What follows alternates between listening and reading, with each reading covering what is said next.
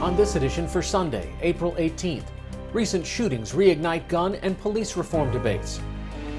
I'll buy you a horse, love. Singer-songwriter and musician Sam Amidon putting a new twist on traditional folk songs. And Japanese artist Yayoi Kusama's Cosmic Nature exhibit, next on PBS NewsHour Weekend.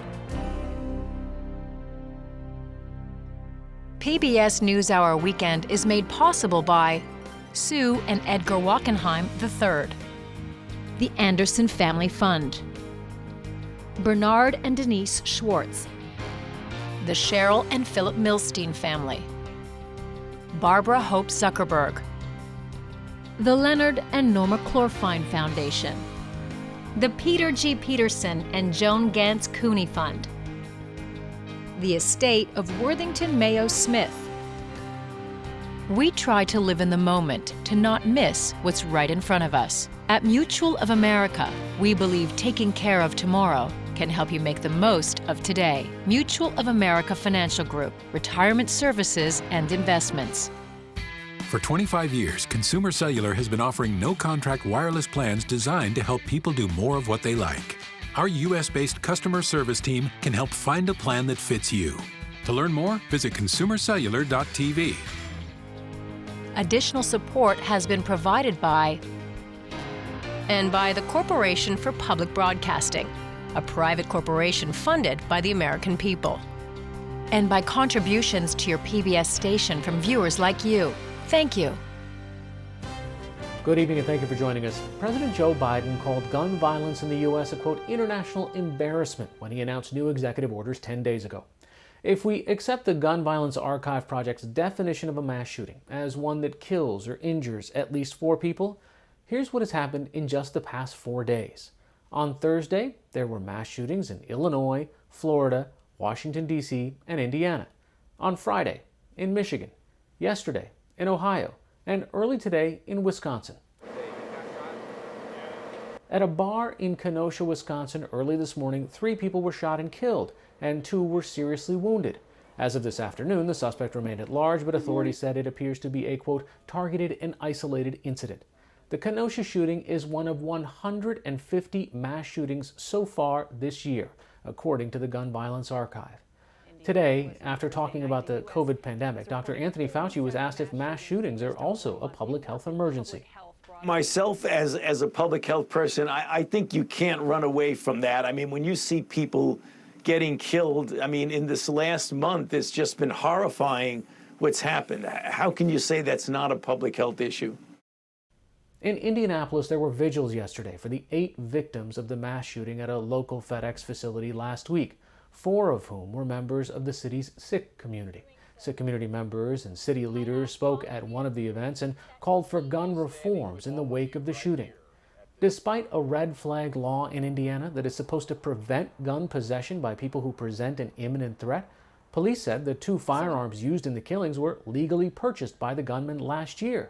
The gunman's mother reported him as a threat last year, and police confiscated a shotgun. In a statement, his family apologized and said, quote, "We are devastated at the loss of life caused as a result of Brandon's actions. Through the love of his family, we tried to get him the help he needed." Protests of police-involved deaths continued last night as the nation prepares for closing arguments tomorrow in the trial of former Minneapolis police officer Derek Chauvin. In Brooklyn Center, Minnesota, hundreds gathered by a police station for the 7th consecutive night to protest the police shooting of 20-year-old Dante Wright last Sunday.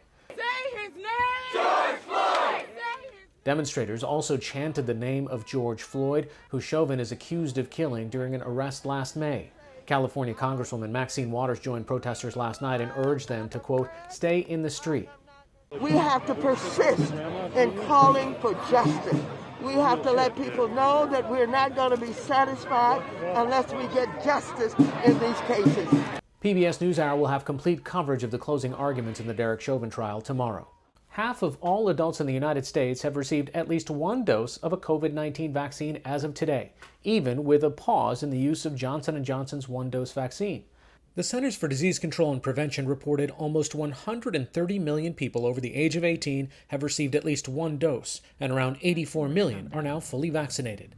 Today, Dr. Anthony Fauci, the nation's leading infectious disease expert, said a decision on resuming the use of the J&J shot could come as soon as this Friday. Reports of fewer than 10 cases of severe blood clots among the nearly 7 million people who received the J&J shot are being investigated.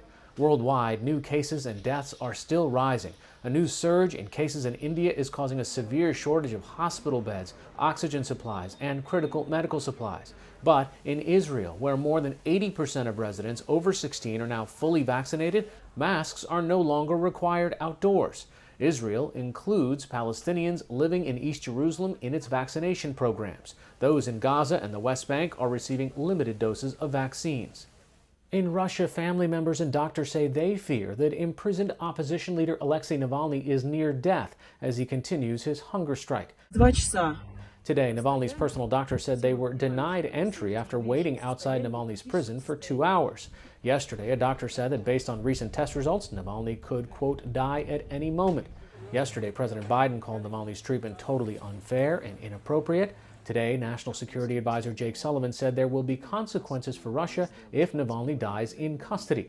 Supporters of Navalny are calling for protests in Moscow and St. Petersburg later this week. Navalny is the most visible critic of Russian President Vladimir Putin. He was arrested in January when he returned to Russia from Germany, where he was recovering from poisoning by a Soviet-era nerve agent. Today in Seoul, South Korea, U.S. Special Envoy for Climate John Kerry announced that China and the U.S. have agreed to cooperate on curbing the climate emergency. The announcement comes just days before President Biden will host a global leaders virtual climate summit. 40 world leaders have been invited, including Chinese President Xi Jinping. China and the U.S. are the world's largest carbon emitters, and today, together, produce nearly half the fossil fuel emissions that contribute to global warming. In the statement, the two countries said they will discuss specific actions, including carbon capture, and will help finance a switch to low-carbon energy sources in developing countries. For more national and international news, visit pbs.org/newshour. President Joe Biden promised an ambitious agenda for his first 100 days in office. As that deadline approaches, he finds himself governing with thin majorities in Congress while trying to get bipartisan support on issues like infrastructure, immigration reform, refugee caps, and the end of America's 20-year war in Afghanistan. For more, I spoke with special correspondent Jeff Greenfield, who joined us from Santa Barbara. So, Jeff, Joe Biden is not a shrinking violet. I mean, these requests for $2 trillion for infrastructure, $2 trillion for COVID relief. These are huge asks, and he doesn't have a bulletproof majority in Congress. Indeed, he has a paper-thin majority in Congress, and that's what makes this so startling. You think of major social programs, they were initiated by presidents who had won landslide victories, FDR in 1932, LBJ in 1964. But I think there are a couple of explanations for this. First, the Biden people are very aware that Obama may have asked for too little in 2009, which did not prevent a slow, weak, politically damaging recovery. So they're asking for a lot. Second, the infrastructure plan is very popular, according to the public opinion polls, among even Republicans. And really interestingly, when people learn that Biden wants to pay for it with tax increases on corporations, the support goes up. The third thing is the Democratic Party, as we know, has moved substantially to the left, so there's pressure on Biden to be big. And last, and I think we have to remember this especially, the Biden people know that history says they're going to lose those majorities in Congress in the midterms, and if they want to get big stuff done, they've got to do it in these first 2 years. Big stuff, including withdrawal of U.S. troops from Afghanistan. This is something that Donald Trump also wanted. Now Joe Biden says that he would like them out before the 20th anniversary of 9/11. Is this a political change? I think it's a broad political change. You might have expected in other eras for the Republicans to come down very hard on a Democrat looking to fold our tents and pull out. But Donald Trump, he ran on an America First, more or less isolationist plan. He talked about ending forever wars, and his plan was to get troops out by May 1st. So to some extent, Republicans are boxed in. But more important, Biden's always been a skeptic about Afghanistan. When he was vice president, he was telling Obama, don't let the generals jam you. And that skepticism, to be blunt, has been very amply rewarded. The whole idea of, all right, we're going to implant there a stable governing democracy just isn't happening. You had Secretary of State Blinken today saying, well, Al-Qaeda has been degraded. They're not a threat anymore. But that was true a couple of months after the 2001 invasion. The hubris of a Western country saying, we are going to impose our version of a strong government on a culture utterly alien to that whole idea. And so I think that kind of humility of which George W. Bush talked about in his campaign and then did in practice, both parties, I think, have gotten a substantial dose of humility from that $2 trillion expenditure in Afghanistan over 20 years. What happens to some of the Afghans that were working with U.S. troops and others who are trying to claim asylum and refugee status in the United States? The refugee status kind of came back in the news this week, and it was Biden making a statement, then getting a lot of pushback from his own party, and then pivoting. It's very important to remember that the refugee controversy is not about the surge of unaccompanied minors to the border, at least not formally. These are refugees who have already been cleared for entry into the United States. And what Donald Trump did was to put the quota on their admissions to a historic low, and Biden had promised in the campaign to quadruple that quota from 15 to 60,000. What I do think it's pretty clear is that the crisis at the border, and the White House is finally calling it a crisis with all those unaccompanied minors, made them very wary of yet another program to bring more people in. But as you say, the pushback was enormous. And the number 2 Democrat in the Senate, Dick Durbin, was very critical of Biden. And that's why I think this morning, Jake Sullivan, Biden's national security advisor, went on TV to say, no, we're going to raise the quota. But what it does point to, go back to our earlier conversation, is that the Democratic Party, the progressive base, is fully prepared to hold Biden's feet to the fire when they think he is turning his back on what he appears to have promised them. Jeff Greenfield joining us from Santa Barbara today. Thanks so much. Thanks for having me.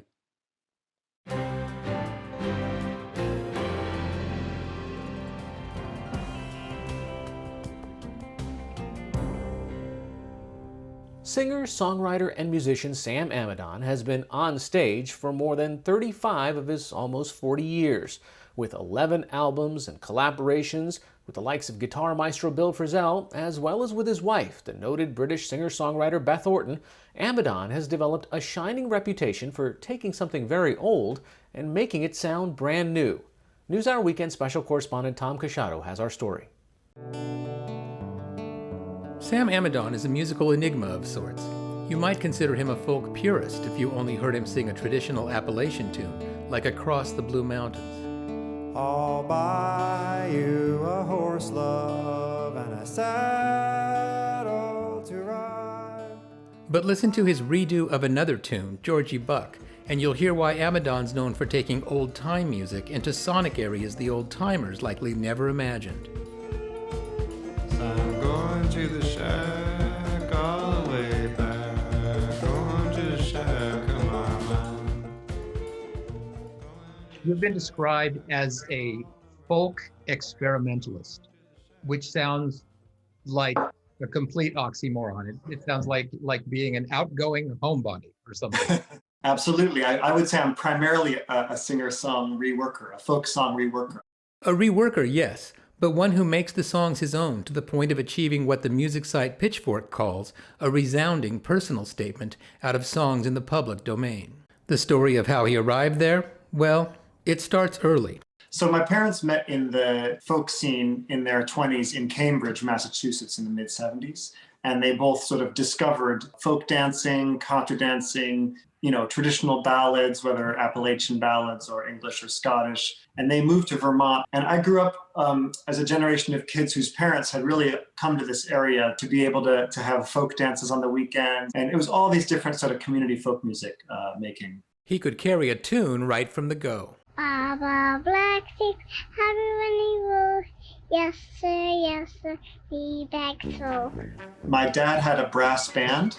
It was sort of hippie-ish folk music brass band, played for dancing. I mean, it was literally, music was everywhere in the sort of folk music community. Soon, he took up the fiddle and took to the stage with his folks.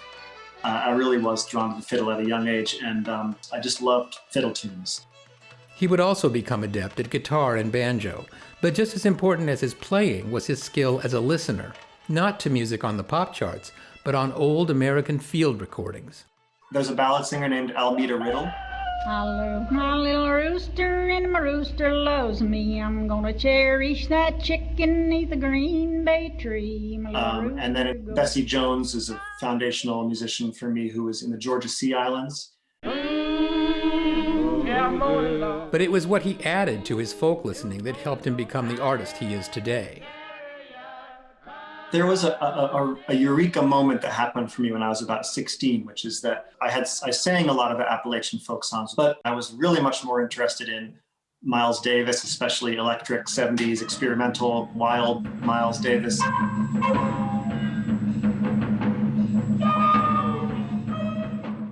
And I was really interested in things like free jazz, people like Ornette Coleman who took jazz and made it completely abstract, and the intensity and weirdness of it was entrancing to me. And then I went back and I started listening to these field recordings, and I heard this connection between this super experimental, creative music, and yet on the other side, this deep old field recordings seemed to me just as strange and just as mysterious. And so that took a while for me to figure out how I would make that music of my own. He did figure it out. While he tunes up, listen to a 1940s version of a traditional tune done by the Stanley Brothers in their famed high lonesome style, Little Maggie.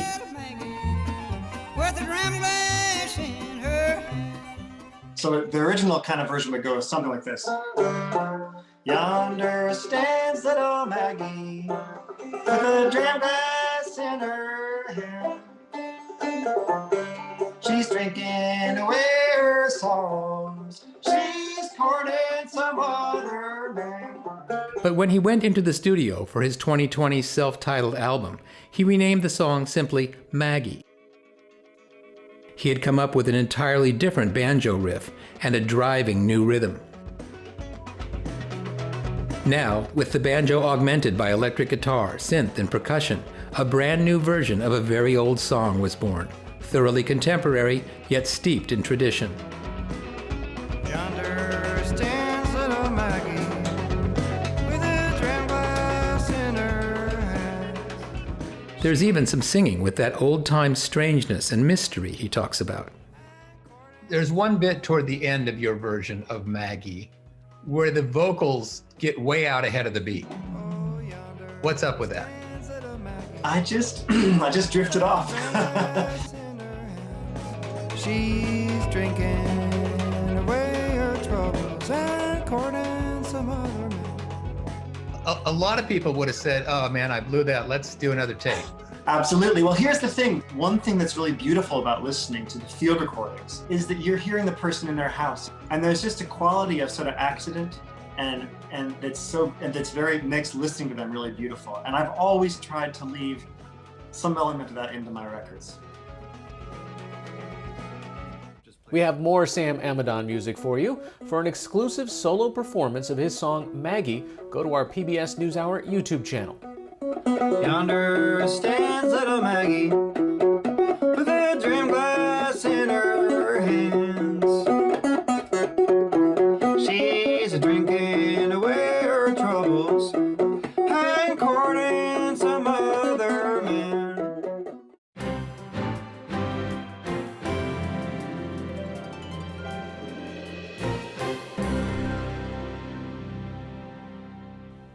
Her work has been described as transformative, both for the observer and for her exhibit's surroundings. Japanese artist Yayoi Kusama's latest exhibition, postponed initially because of the pandemic, aptly uses a 250-acre landscape as the setting for her exhibit Cosmic Nature. NewsHour Weekend's Christopher Booker has more. There's a strange yet seemingly natural symmetry in Yayoi Kusama's takeover of the New York Botanical Garden. It may be wrapped around the trees, sitting in the fountains, or nestled between tropical plants, but against the backdrop of the annual spring explosion of flowers and leaves, the work seems nowhere near out of place. The shapes and colors of the Bronx Garden provides a natural runway for the unmistakable works of one of the world's most famous living artists. But at 92, Kusama seldom travels, so bringing her work to the world has, in recent years, fallen on curator Mika Yoshitake. There's a very visceral connection to nature that you'll see in her forms. It almost feels kinetic. Buds are about to bloom, and there's this threshold between the botanical and the cosmic world. Originally scheduled to open last spring, Kusama Cosmic Nature spans over 70 years of her work, from this 1945 sketch to 2020's Dancing Pumpkin. So when you're going through looking at the space, Yeah. what are you thinking? What are you looking to understand or to figure out? Well, with Kusama's work, the interaction with the sun, the glass, the sky, and the reflective nature of some of her works is very key. The botanical gardens really did determine which kind of pieces we would select. So, like the ascension of polka dots on trees, I think what we discover is how Kusama's work really enhances the botanical landscape. So there's a dialogue between the two. Her work is not blending in with the natural environment, it's really its own. It holds its own. For Kusama, this dialogue between the botanical and ethereal started early. Growing up, her family ran a nursery business in Matsumoto, Japan. You met and started working on this project before the coronavirus pandemic. Did you find yourself, or did the gallery find itself second-guessing what work to include, especially as we're talking about relationships with nature and our existence? So the pandemic forced a lot of changes, especially in this building and the way that the crowd would, flow. But, I think the pandemic has really been eye-opening in terms of just more philosophically. We're not self-contained bodies. We coexist with the natural environment, and I think that the work that Kusama provides reminds us of that vulnerability and the coexistence of nature, human nature and cosmic nature. Where does this show then fit into her long story? Is this a culmination of a life's work? Is this just another show within a life's work? It's the first comprehensive examination of her engagement with nature. That calm, contemplative walk in between is as important as the work itself.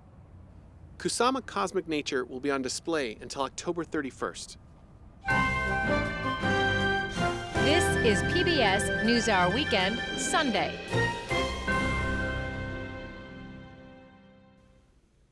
Finally tonight, during the coronavirus pandemic, time has sometimes seemed to slow to a crawl. But behind the closed doors of one German museum, days without visitors became a race to break an unusual record.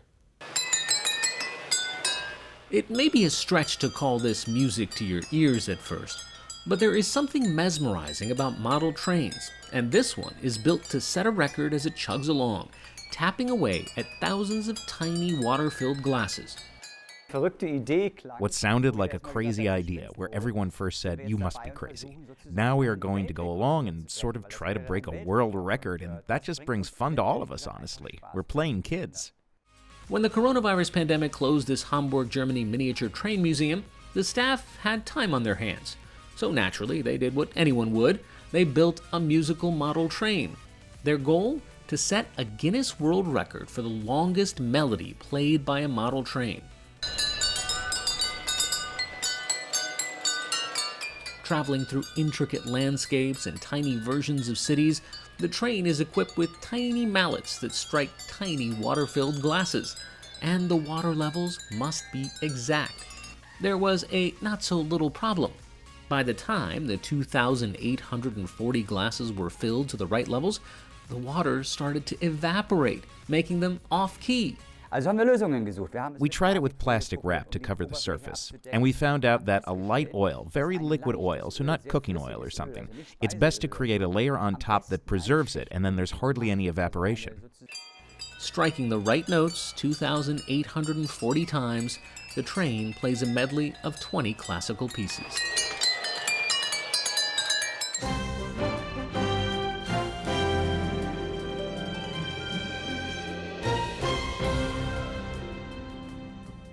That's all for this edition of PBS NewsHour Weekend. For the latest news updates, visit pbs.org/newshour. I'm Hari Srinivasan. Thanks for watching. Stay healthy and have a good night.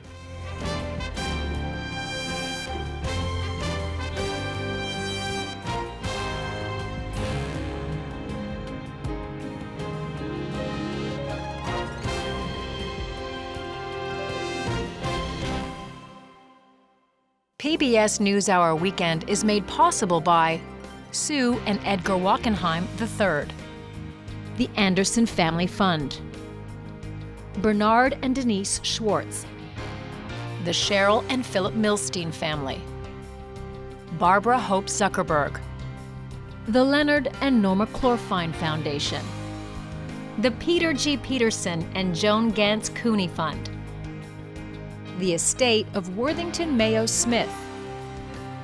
We try to live in the moment, to not miss what's right in front of us. At Mutual of America, we believe taking care of tomorrow can help you make the most of today. Mutual of America Financial Group, retirement services and investments. Additional support has been provided by Consumer Cellular and by the Corporation for Public Broadcasting, a private corporation funded by the American people, and by contributions to your PBS station from viewers like you. Thank you.